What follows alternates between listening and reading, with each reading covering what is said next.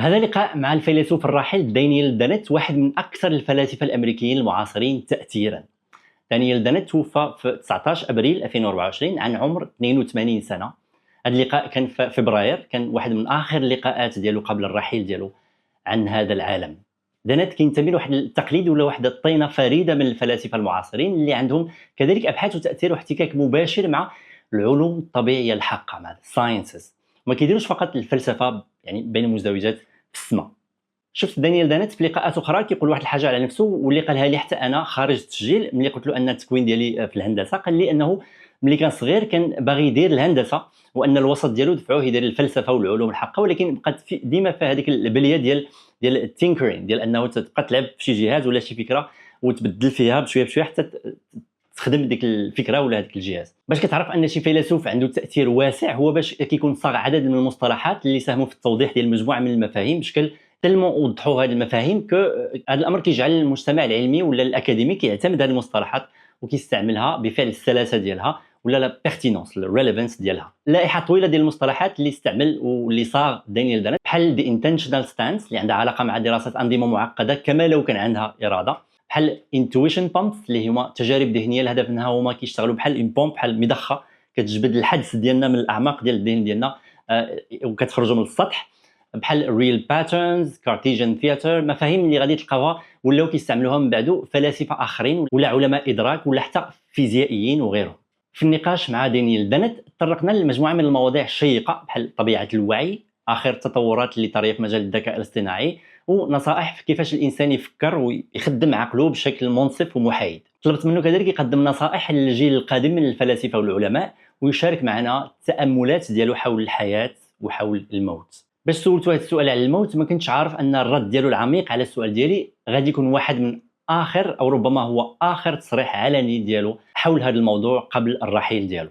بالاضافه للمقابله نفسها كان لي شرف قضاء وقت اضافي مع البروفيسور دينيت خلال فعاليه اسبوع العلوم ساينس ويك بجامعه محمد السادس متعدده التخصصات في UM6P اللي كان في بن قرير في المغرب. دينيت كان شخص لطيف ومنفتح. باش سولتو كيفاش يبغي نخاطبو اثناء المقابله، البروفيسور دينيت جاوبني just call me Dan، اللي غير عيط لي دان وصافي. في احد الاعمال السابقه ديالو دينيت كان صمم واحد السؤال باش نختبروا واش شي ذكاء اصطناعي تجاوز واحد العتبه ديال القدرات الادراكيه اللي كتجعله اقرب لينا للعقل ديال الانسان. السؤال اللي كنطرحوه في هذا الاختبار على الذكاء الاصطناعي هو كالتالي: اذا خديتي الحرف دي ماجيسكول كابيتال دي ودورتيه ب 90 درجه وحطيتي الحرف جي ماجيسكول تحت منه، شنو هو الطقس اللي غادي يوحي لنا به هذا الشيء؟ اغلبيه ديالنا باش كنحاولوا نجاوب على هذا السؤال شنو كنديروا؟ كنستحضروا القدرات الذهنيه ديال التخيل البصري اللي عندنا. يعني غادي نتخيلوا الحرف دي في راسنا وغادي ندوروه في راسنا وغادي نحطوا تحت منه هذيك الحرف جي وغادي نحاولوا تخيلوا بصريا النتيجه. باش بدينا تجبد هذا الموضوع ملي كنا كنتغداو قلت له عرفتي شنو، راه يمكن لينا دابا ناخذ التليفون ونشوفوا واش اي الانظمه ديال الذكاء الاصطناعي الحديثه وصلت لهذه العتبه ولا لا. هزيت التليفون وطرحت السؤال على نموذج الذكاء الاصطناعي كلود جاب الجواب لاصق. من بعد هذا الشيء دانييل عبر لي على الدهشه ديالو الامتنان ديالو للعيش في هذه الاوقات المثيره، وانه كيشوف قدام عينيه الحلم ديال الذكاء الاصطناعي اللي انتظروا المجتمع العلمي بفارغ الصبر من الستينات من القرن الماضي، كيشوفوه هو بدا كيتحقق قدام عينيه. دانييل ما بقاش معنا اليوم، ولكن الارث ديالو الهائل والتاثير ديالو على الفكر الفلسفي الحديث غادي يبقى بدون شك حي وغادي يستمر في الهام اعمال جديده رائده كتدفع المعرفه البشريه للامام.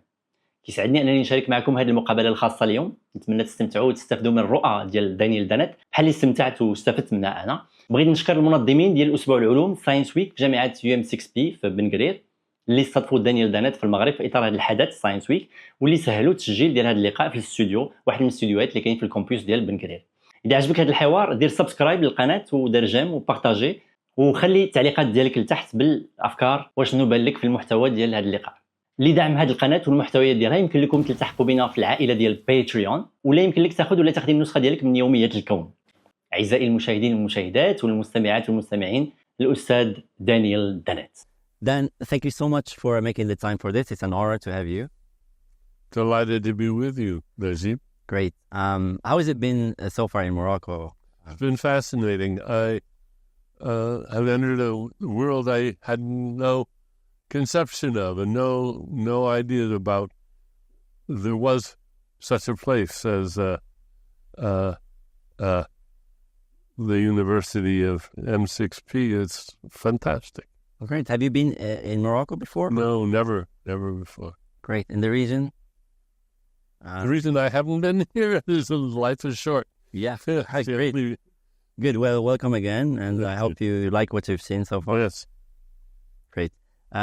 So let me go through a couple of pre-questions or a couple of questions just to set the ground, and then we go through the theme of the mind, and then we go through other related themes, AI and then philosophy of science and so on. But before that, I wanted just to ask you about something I heard in your lecture on Monday, which is a very fascinating way to have a civic conversation with people, including people you disagree with. And you mentioned the Wrapaport rules. So can you tell us that again, or walk us through them? These were invented or proposed by Anatole Wrapaport, who was a social psychologist and theorist, and the originator of the tit for tat policy in the prisoner's dilemma game. A very interesting man. I never met him, but in Wrapaport's rules, before you criticize somebody for their work in any field, your first job is to articulate the thesis that your target has so well that your target says, yes, I wish I'd thought of putting it that way. That's, of course, a very tall order, but it's a great ideal to strive for. And every now and then, you may succeed. Second, some people call, I heard some people call this steel manning an argument as opposite to straw manning someone. So it's a sort of, it's the opposite. You want to make the argument so good that it's even stronger. Yes, steel manning. Yeah. I haven't heard that term, but that's good, yes.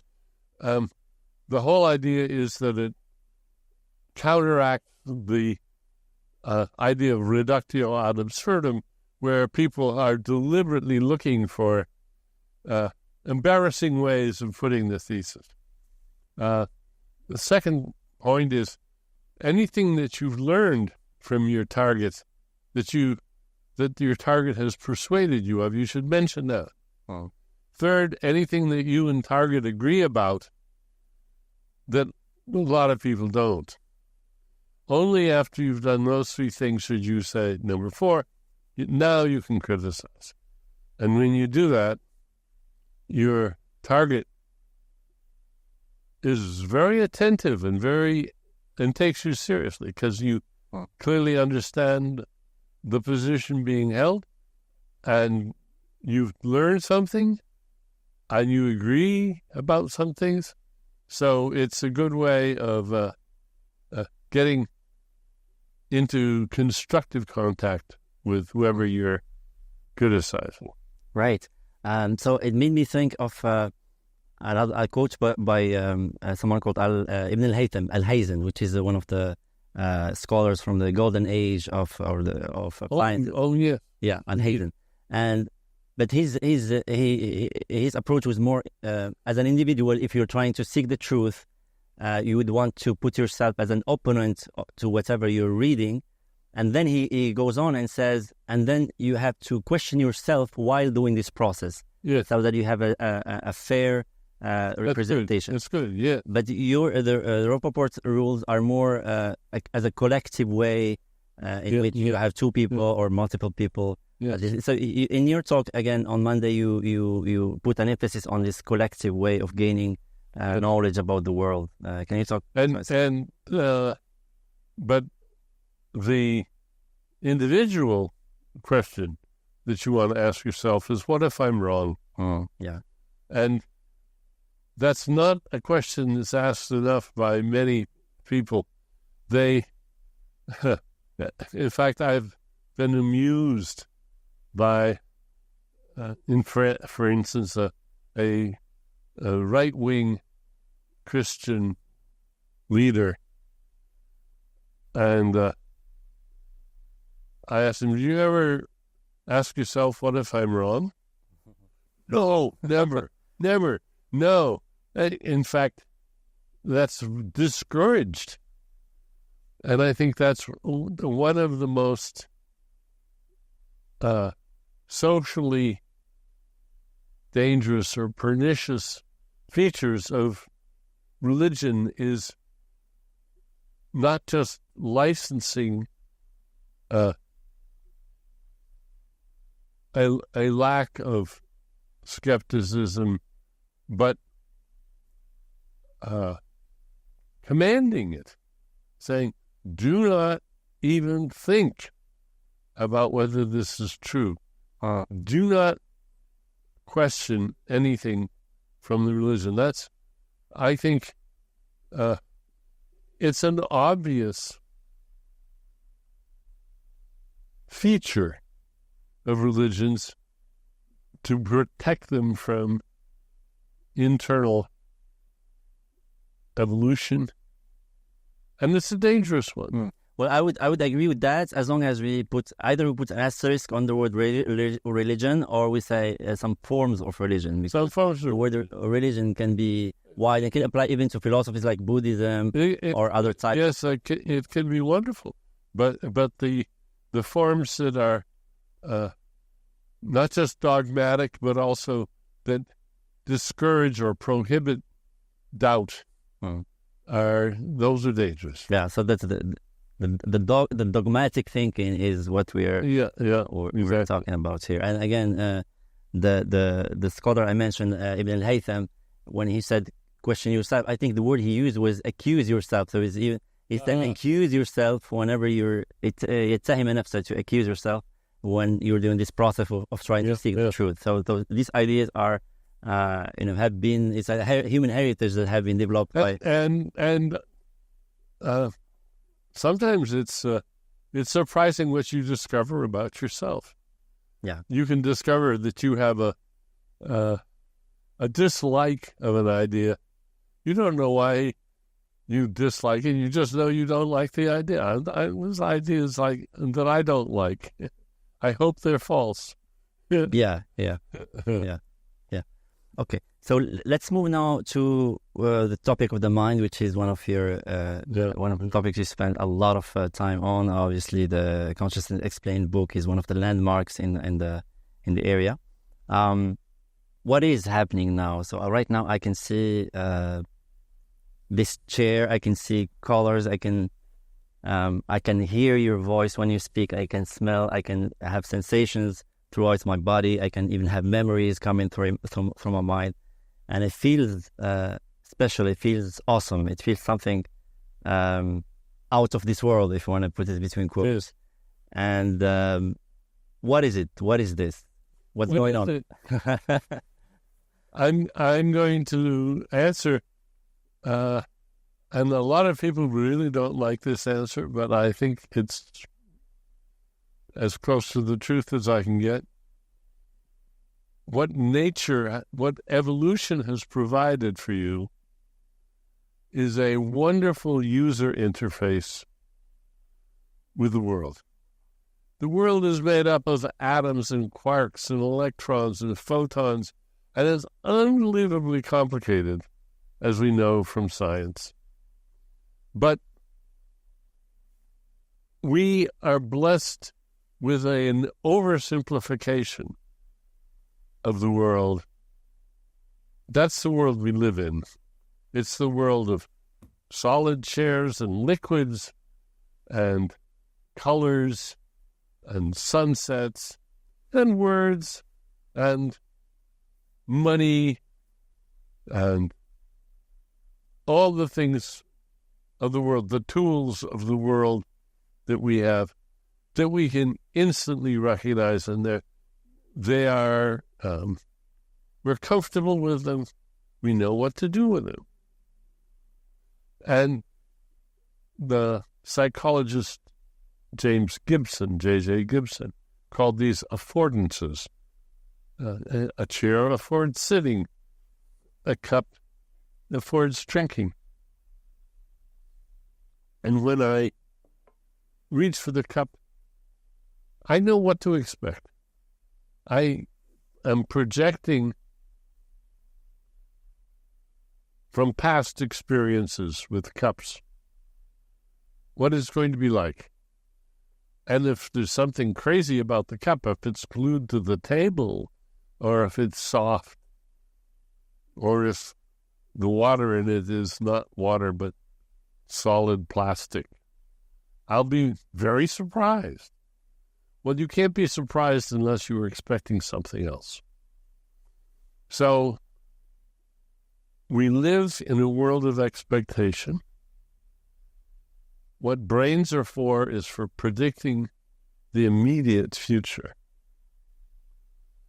And the way it does this is to give us a user illusion, which is a very good thing, of the world. In the same way that your cell phone gives you a user illusion. You touch it and you move things and so forth, and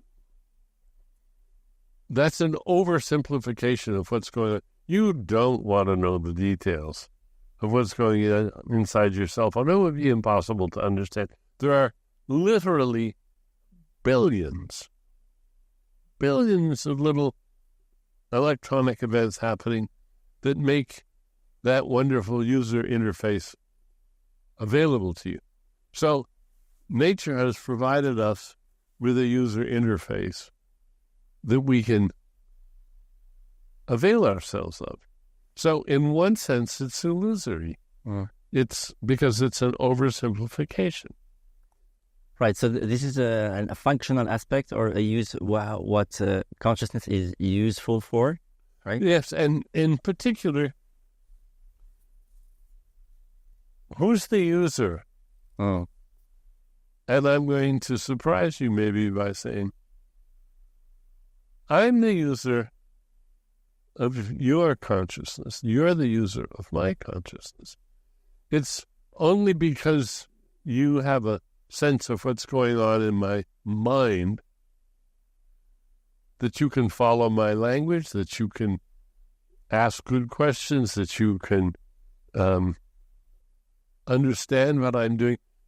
You don't want to know the messy details in my brain. Much too complicated. And so you have a model of my mind that you rely on all the time. Wow. And I have a model of yours. So we couldn't interact otherwise.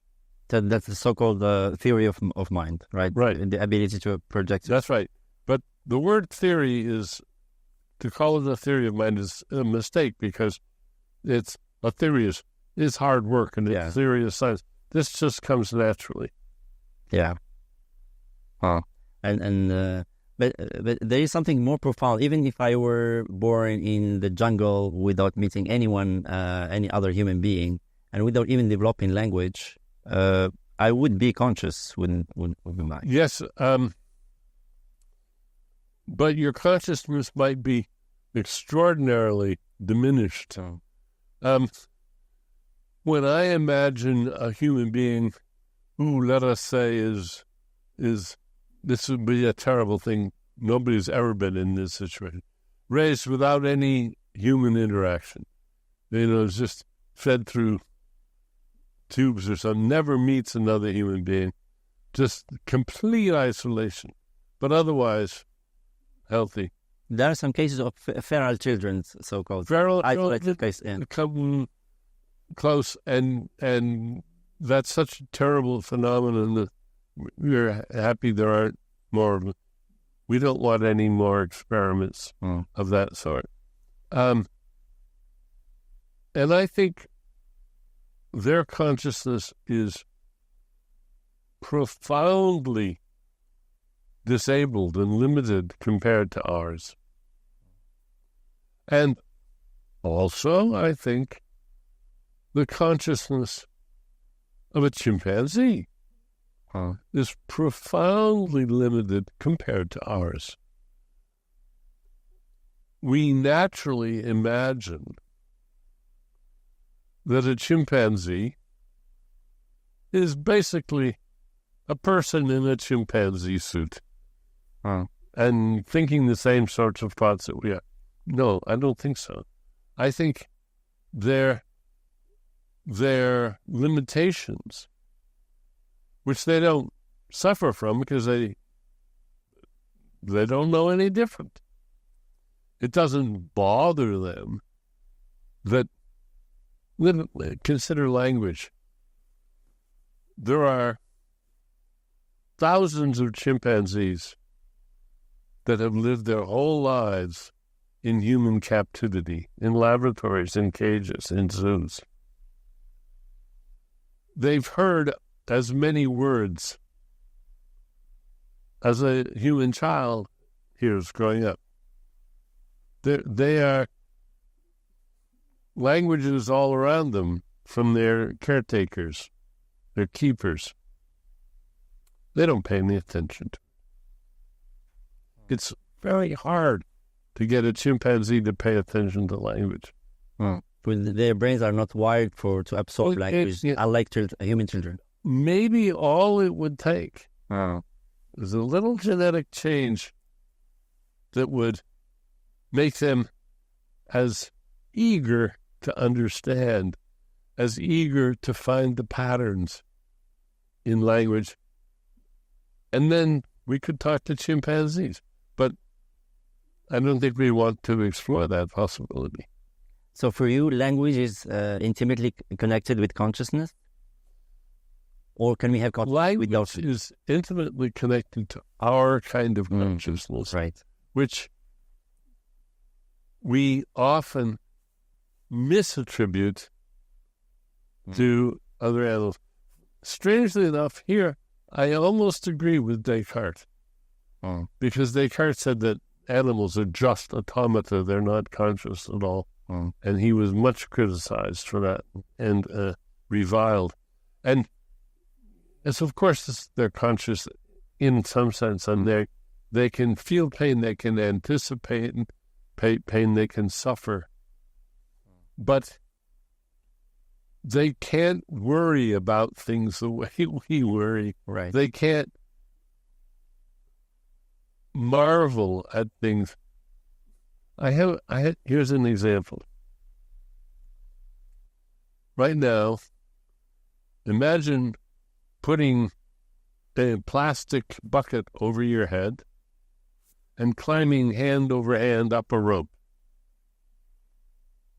You can do that, right? I deliberately chose actions and items that a chimpanzee would know well. But could a chimpanzee do that? Could the chimpanzee just daydream about putting a bucket? I don't think so. And you can do it because you can respond to my request. Or you could respond to a request that you make to yourself. Now, I'm not saying that depends entirely on language, but I think that once you have language, you develop the habit of stimulating your own brain in a way that chimpanzees don't. Because they just don't have that set of habits. So we are already talking about different levels or different forms of consciousness. Consciousness is not a switch 0 to 1. It's not exactly. There's all different kinds of consciousness, and what you want to do always is see what can they do. What repertoire of activities are enabled by the kind of consciousness they have. Okay, well, there's activities, and then there is the sentience part. I will get back to it later. The feeling part. You said chimpanzees feel pain. I'll get back to that later. But actually, we can see this variant degrees or forms of consciousness in ourselves as we grow up, because all of us were 1 year old, 2 years old, 3 years old, 4 years old. And then was there a point at which we became conscious? Did it gradually emerge? It's gradual. I think it's gradual. we were a single cell at some point. So we know a single cell. We suppose a single cell is unconscious. Maybe it is. And then today we are. I want to discourage you from thinking of consciousness as this extra property that a single cell either has or doesn't have. There's no such kind of consciousness. Single cells can be quite competent. They're agents. They have agendas. They want to communicate with each other. They have ways of improving their circumstances in the world inside your body. So they're intelligent. But they don't know they're intelligent. They don't have to know they're intelligent. So the word intelligence is why, so we can say this is an intelligence device, but it's a different thing. What is the difference between intelligence and consciousness? Only degrees. I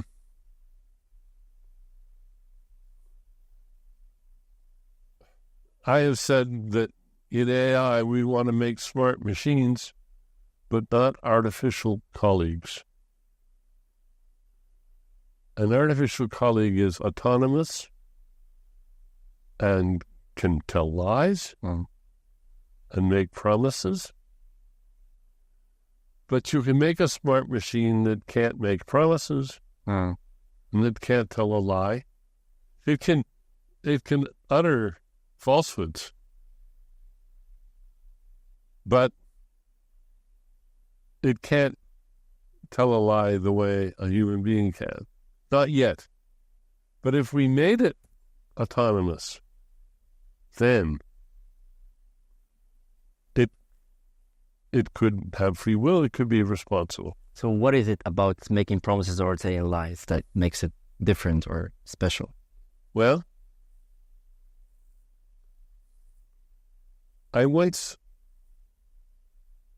taught with an AI person, we taught a course on agents and autonomy.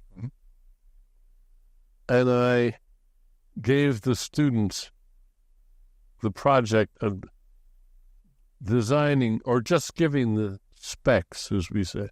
Just tell me what has to be in the design, not actually achieve this. The specs for an AI agent that you would sign a contract with.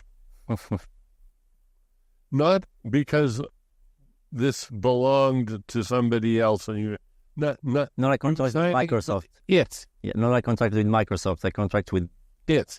Yeah. Where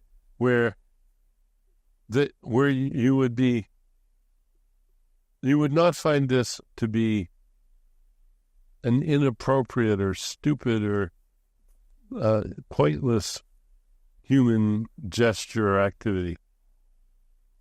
And if you can answer that question, in other words, you're making a promise. And it's making a promise. That's what a contract is. Well, I know that the current models of artificial intelligence, I know they're not nearly as sophisticated as the human intelligence, but there is already like this game that some people already consider them as other minds. So I can see a way in which you can promise an AI something. Maybe if your grandmother needs a healthcare assistant and we provide her with a robot that takes care of her, that plays games with her, that encourages her to watch a television program or to reminds her to take her pills, all the rest of it. So let's imagine now, do we want that robot to be eligible to make promises and to be held responsible for failing to keep his promise? If instead of a robot, your family signs a contract with a human being, and this human being then becomes the live-in caretaker for your grandmother. We understand what that involves. We understand that there are things that that person shouldn't do. Well, there are certain obligations to care for your grandmother in a certain way and not to deceive her. Let's consider deception for a moment. Would you want the robot caretaker to tell lies to your grandmother? Well, depends which lie. Why? Because we think sometimes we shouldn't tell the truth to people when they don't need to know the truth. If your grandmother has a dear friend who has just gone to jail for violence against somebody, don't tell grandmother. She can't do anything about it, and it would hurt her feelings. So we don't tell her. And if she asks, we say no, we lie. But to have an agent that has that kind of role and can be held responsible, that's something very special. And I think we don't want AI caretakers. We want them. I think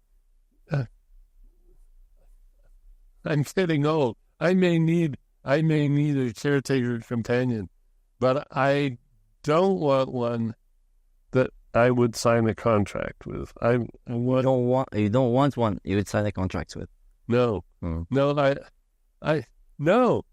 I want one that if I get bored with it, I can lock it in the closet. I want one that I can take apart without any guilt. Does it have to be with the agency? But agency for you is even more basic, but in the sense that a helper, a caretaker that you can sign a contract with, it's someone that has a sort of evolved agency that can then pursue their own interest instead of yours. And the reason that I don't want one that I could sign a contract with is because unless it's very different from anything that AI is working on or robotics is working on now, there's a certain invulnerability, a certain potential immortality to an AI system. You can copy it. Yeah. There's no reason for such an agent to worry about its reputation, to worry about its future.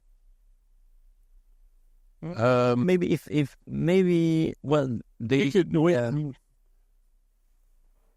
what I'm trying to do is just to remind you and anybody who's listening that there's a whole world of concern for other people, that if a robot is to have that, it's going to need concern for itself too. Wow. And it's going to need to share the fragility, the vulnerability that we have. How? And we don't want it to have... Well, yeah, here's the way of thinking about it. Suppose, in this familiar science fiction idea, suppose you could be backed up every Friday night, every single cell, so that a complete copy of you was stored every Friday night. Okay? Mm-hmm. Well, then on Saturday, you could, for fun, jump off the Golden Gate Bridge and plummet to your death.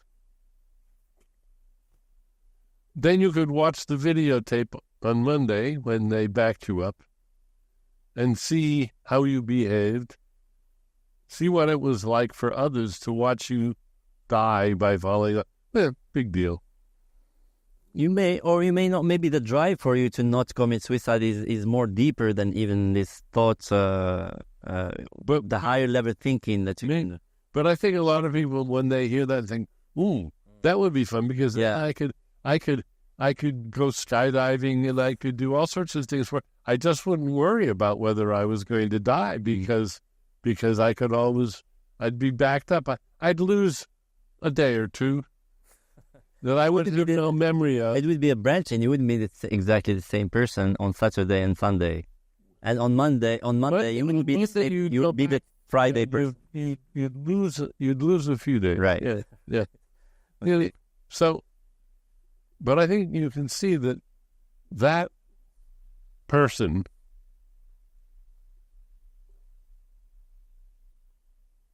would you trust that?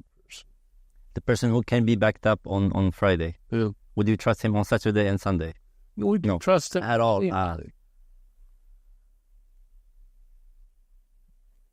Yeah, it comes back to the question of: is there a deep drive in you that prevents you from committing suicide, which would also prevent you from lying and being deceitful, and killing others, and killing others.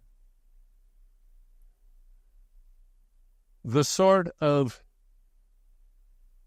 almost immortality that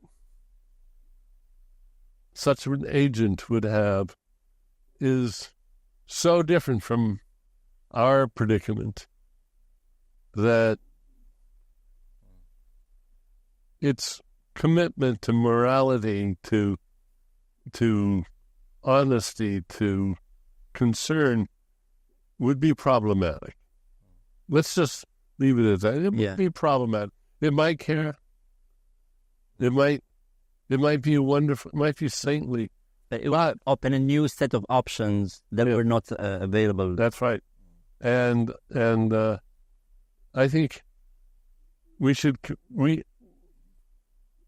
getting close enough where we've got to start thinking about AI in that way.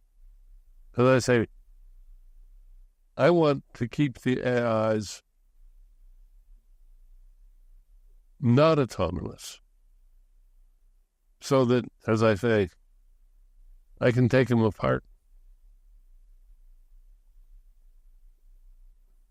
Because they can always be put back together.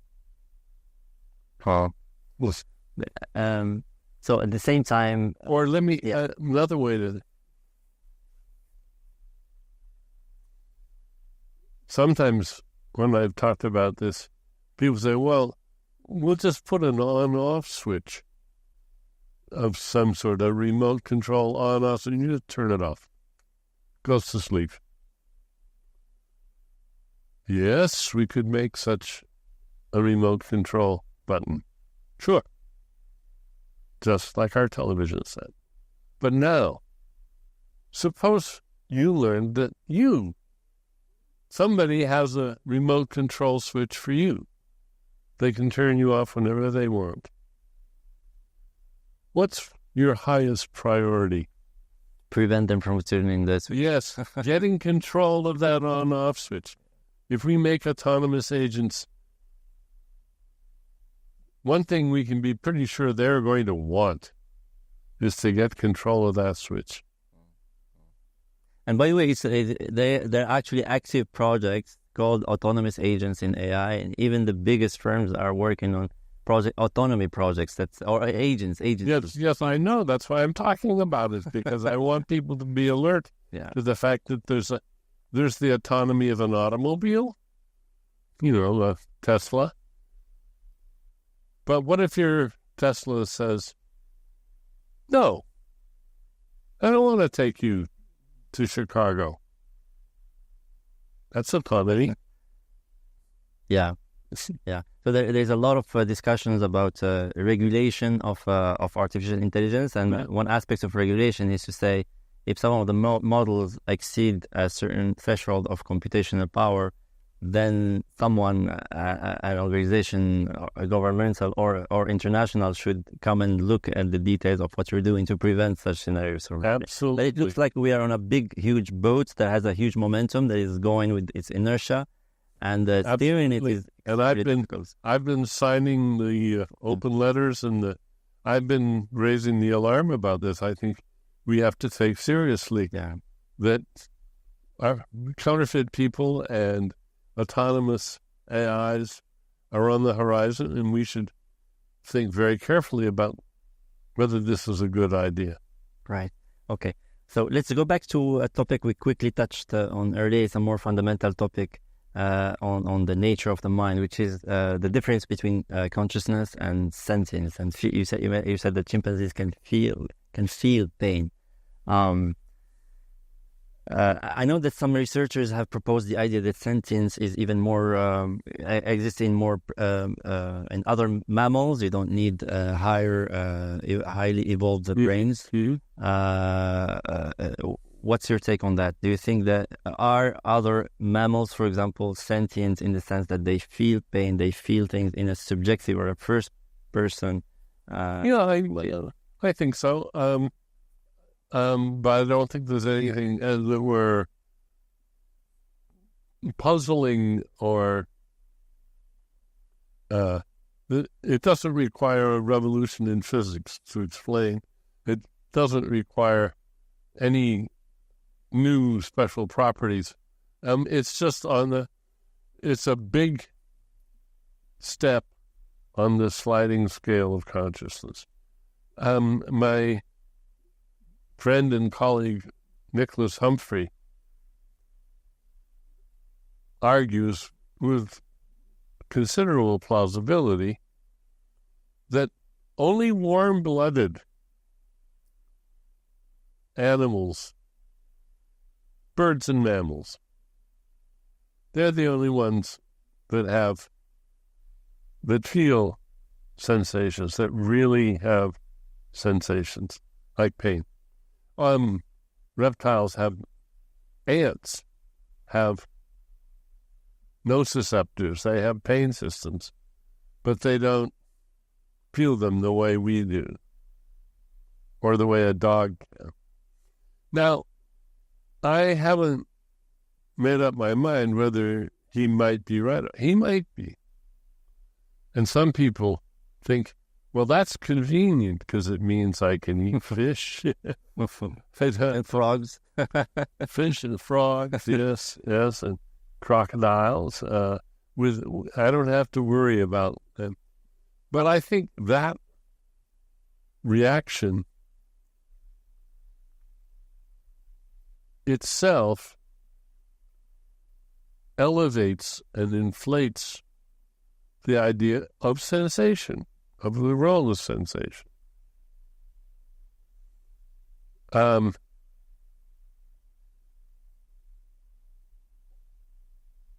people often think and say, and they have Jeremy Bentham utilitarian, that it's suffering that matters, not thinking. And that if something can suffer, then we have moral obligations to it. It may not be a moral agent, but it's a moral patient. It is something that we have an obligation to take care of. But let's take that idea seriously, but let's not be sure that there's a bright line there. Why should the difference between a bird's pain system and the crocodile's pain system mark such a moral difference? Or for that matter, why shouldn't we extend moral consideration to, say, trees? I mean, people are then, and I... Because pain feels so bad for us. I have been a forester. I've cut down a lot of trees. Never felt the slightest concern for the welfare of the trees that I was cutting down. And I don't think I was doing anything evil or even slightly evil.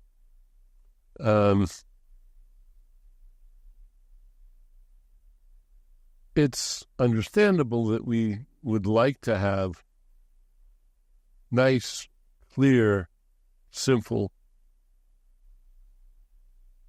rule for how to behave. Don't ever do this. This is wrong. But I think that's more than we can. That's more than we can demand. We can demand it. We can insist on it. We can pass laws, and we can enforce those laws. But we should recognize that there is going to be an element of arbitrariness to them. Right. But beside the question of rules, but my feeling is that the reason why you don't go and cut, you don't feel bad when cutting a tree, and if you may feel bad if, for sure, if harming another human being or another warm-blooded animal, is that it's a sort of it's an innate empathy, or you don't want them to suffer because you have felt, you have suffered in your life, so you know how bad suffering it is. Yeah. So you want to minimize suffering for others. Yes, and that's where science, or at least trying to model the world and understand which species, why do we have why do creatures have species? Well, sorry, why do creatures have sentience? Which species feel pain and why? The more we understand this question, the more it helps us to take this. Well, you know, when I was working with Rodney Brooks on the COG project, one of the things that we decided to build into COG was COG, in one of its embodiments, had motors that stuck out from its elbows. Sorry, so what is the COG project? Oh, the COG was a humanoid robot. Right. It didn't have legs. It was from the waist up. So, but it had arms. And it could damage its arms if it went like this, which it could do. So we built in a system that, in effect, gave it a pain system, so that it was strongly disinclined to bump its elbows. We gave it a pain system. We didn't want it poking its eyes out, which it could have done. So we built it. No. Did we give it a pain system? Maybe, if Humphrey is right, we gave it a reptilian pain system. Reptiles don't. The crocodile won't eat its own tail. I'd eat another crocodile's tail, but not its own tail. Okay, but I know that you don't find it as a fundamental distinction between a brain that can feel pain and the actual feeling of pain. For you, are they exactly the same thing, or are they what they call quality, or is there any? No. There is no such a thing for you. No such thing. No. Okay. No, it's a largely benign myth that we can eventually learn is a myth, and then we continue to live by it. Because it's practical. No way. And very important. Look, are there colors? Atoms aren't colored. Photons aren't colored. Color is a real pattern, a real phenomenon in the world in which we live. The world of affordances, the everyday manifest image of the world. But otherwise, color isn't real. It's a sort of benign illusion. Okay, so when I look at this blue or black backdrop, I can see the color of black, and so the light or the photons that hit my eyes and then go to my brain, and that changes the state of my brain, Yep. the configuration of my brain. Yep. And then I could associate, in principle at least, one configuration with the black color, but is there nothing else other than this called brain configuration? Is it equal? My brain configuration for black is equal to the feeling, to the blackness? Yes. Yes. There's no. This was the main point of my book, Consciousness Explained. There's no medium in which there's transduction into this other medium where you have the qualia. Right. There's just no such thing. But it feels different. It seems exactly. It seems that way. Right. And what you have to realize is it's a jolly good thing that it seems that way. It helps us. It keeps us from hurting our bodies, and it makes us love each other and all the rest. And isn't that wonderful? But don't think there are these extra properties. There's the representation of those properties. Okay, it does something else more than what you said, avoiding to die as an evolutionary, as seen in the evolutionary paradigm. But there's something else. It gives meaning to everything, because if the universe was there, it's not just the tree that falls, but no one witnesses its falling. If there is zero consciousness, sentience called consciousness in the universe, does the universe have any? Does it even exist, or does it have any meaning? Meaning for whom? For what? Yeah. For whoever is having that experience. I think that meaning is real and depends on evolution, depends on life. Before there was life, nothing meant anything. Then the birth of life is the birth of meaning. Meaning is the accumulated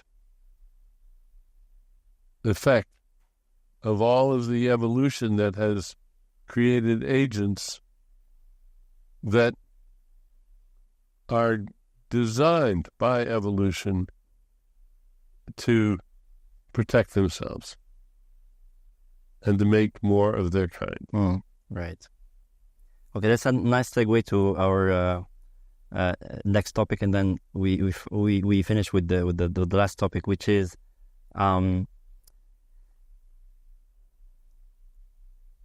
the topic of mortality. Yes. Topic of mortality. So, have you thought about it, and what is it like for a mind to come to this existence and then to go away? I have never been bothered by the idea of my own mortality. I'm no more bothered by the thought that I will be dead than the thought that for billions of years I didn't exist before I was born. That doesn't... Okay, that's the way it is. I've got a life to live now. I'm living it. I'm loving it. There's those that I love. There's the projects and things that I love. I'm very happy to be alive. I am grateful to many people and many things. I am grateful for all the goodness that has evolved in this world and all the goodness that's done by good people and good dogs, good whales. That's enough. Mm-hmm. Do you feel awe of being here, of having gone through this whole thing? It's fantastic. I mean,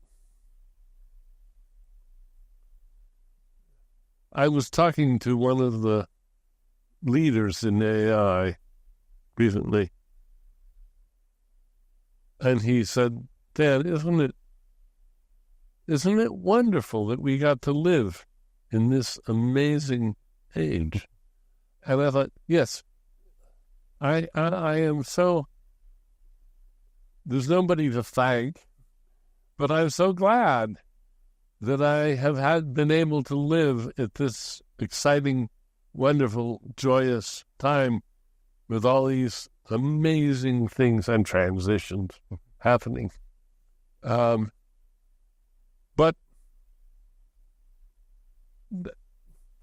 I'm also just happy that I got to have a life. Mm-hmm. And I don't need an afterlife. An afterlife is sort of like qualia. It's an imagined extra reward. There's reward enough in life to go along with the suffering. Mm-hmm. So one last question is your message or your advice for the younger generation, the ones that will go through this life again and go away, in terms of more specifically to philosophers and scientists or people who want to understand the world. What do you want to tell them?